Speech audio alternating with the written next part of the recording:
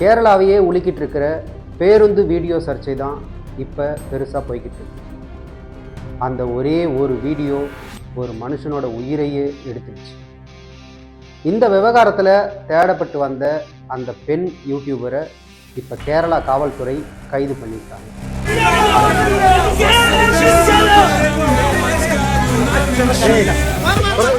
அந்த வீடியோ எடுத்தது ஒரு தப்பா அப்படின்னு அந்த பொண்ணு தரப்பில் கேட்குறாங்க. ஆனால் அந்த வீடியோ தான் ஒரு உயிரையே இப்போ கொன்று இருக்குன்னு பொதுமக்கள் சொல்கிறாங்க. இதுதான் இப்போ எல்லாரும் கேட்குற ஒரு பெரிய கேள்வியாகவே இருந்துச்சு. கேரள மாநிலம் கோழிக்கோட்டில் கோவிந்தபுரம் பகுதியை சேர்ந்த 42 வயசான தீபக், சாதாரண ஒரு மனுஷன். அவர் ஒரு துணி கடையில் வேலை பார்த்துட்டு வந்திருக்காரு. தன்னோட குடும்பத்துக்காக வாழ்க்கையை ஓடி ஓடி ஓடி ஓடி உழைச்சவர் அவர். கடந்த வெள்ளிக்கிழமை வேலை காரணமாக கண்ணூருக்கு போயிட்டு பேருந்தில் பயணம் செஞ்சுட்டு இருந்தார் தீபக்.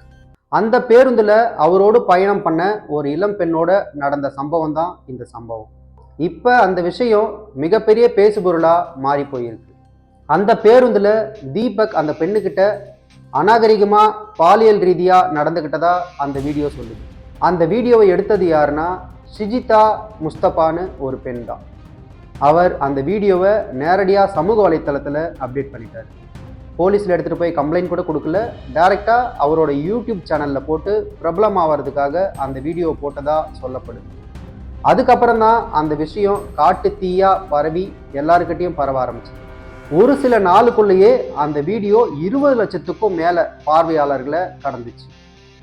தீபக் நேரடியாக குற்றவாளி மாதிரி அந்த வீடியோ காட்டுச்சு. பொதுமக்கள் அவரை எல்லாரும் திட்ட ஆரம்பித்தாங்க. கமெண்ட்ஸு, ட்ரோல்ஸு, கொலை மிரட்டல் அப்படின்னு ஏகப்பட்ட விஷயம் நடந்துக்கிட்டு இருந்தது. ஆனால் இந்த விஷயத்திலேயே மிக முக்கியமாக பேசப்படுற ஒரு விஷயம் என்னன்னா, அந்த பொண்ணு இது சம்பந்தமாக எந்த ஒரு போலீஸ் தரப்புலையும் கம்ப்ளைண்ட் கொடுக்கவே இல்லை.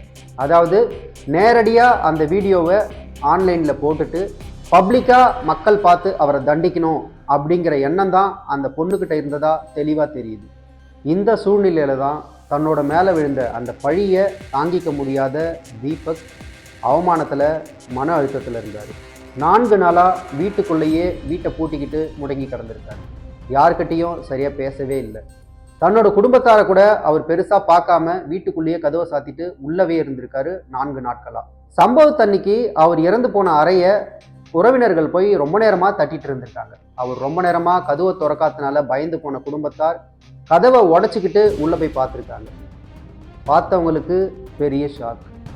உள்ள அவர் தூக்கில் தொங்கிய நிலையில் சடலமாக கிடந்திருக்காரு.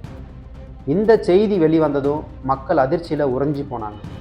ஆரம்பத்தில் போலீஸ் தரப்பில் இது இயற்கைக்கு மாறான மரணம் அப்படின்னு வழக்கு போட்டு அதை முடிச்சு வச்சுருந்தாங்க. ஆனால் இந்த விஷயம் விஸ்வரூபம் எடுத்து வேற திசையில் திரும்பி மக்களிடையே பெரும் பேசுபொருளாகி எல்லாரும் திட்ட ஆரம்பிச்சிட்டாங்க. ஒரு வீடியோக்காக ஒரு மனுஷன் சாக வேண்டிய அவசியம் என்ன இருக்குது? லைக்குக்காகவும் வியூஸ்க்காகவும் ஒரு உயிரோட விளையாட வேண்டிய அவசியம் என்ன அப்படின்ற கேள்வியோட அந்த பெண்ணுக்கு எதிராக மக்களோட கண்டனங்கள் குவிய ஆரம்பிச்சது. தீபக்கோட குடும்பத்தினரும் அவங்களோட நண்பர்களும் நேரடியாக அந்த பொண்ணு மேலே தான் குற்றம் சாட்டினாங்க. அவங்க விளம்பரத்துக்காக தான் இந்த வீடியோவை போட்டாங்க, இதுக்கு பின்னாடி விசாரணை கண்டிப்பாக வேணும் அப்படின்ற கோரிக்கையை தீபக்கோட குடும்பத்தார் வச்சாங்க. மனித உரிமை ஆணையத்துக்கும் அவங்க போக ஆரம்பித்தாங்க. அதுக்கப்புறமா 2 அட்வொகேட் கொடுத்த புகாரின் அடிப்படையில் மனித மாநில உரிமைகள் ஆணையம் ஏற்று இந்த விசாரணையை தொடங்க ஆரம்பித்தாங்க. டிஐஜி தலைமையிலான இந்த விசாரணைக்கு உத்தரவிட்டு அதோட அடிப்படையில் வீடியோவை வெளியிட்ட அந்த பெண்ணை தற்கொலைக்கு தூண்டின பிரிவில் வழக்கு போட்டாங்க. வழக்கு போட்டதுக்கு அப்புறமா ஷிஜிதா முஸ்தபா தலைமறைவாயிட்டாங்க. அவங்க வெளிநாட்டுக்கு தான் தப்பி போயிட்டாங்க, தலைமறைவாயிட்டாங்க, அவங்க முன்ஜாமீன் கேட்கறதுக்காக முயற்சி பண்ணுறாங்க அப்படின்னு ஒரு சில தகவல்கள் வெளியே வர ஆரம்பிச்சுது. ஆனால் அவங்க வடகரை பகுதியில் இருக்கிற அவங்க சொந்தக்கார் வீட்டில் பதுங்கி இருக்கிறதா போலீஸாருக்கு ரகசிய தகவல் கிடைச்சிது. அதோட அடிப்படையில் உடனே அங்கே போன போலீஸார் அவங்கள அதிரடியாக கைது பண்ணாங்க.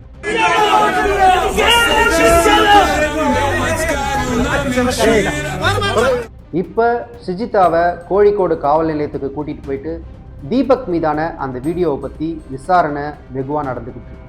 ஒரே ஒரு வீடியோ, ஒரே ஒரு கிளிக், இதை அப்லோட் பண்ணதுமே ஒருத்தரோட வாழ்க்கையே முழுசாக அழிஞ்சு போனது இந்த சம்பவத்திலேருந்து நமக்கு தெரியும்.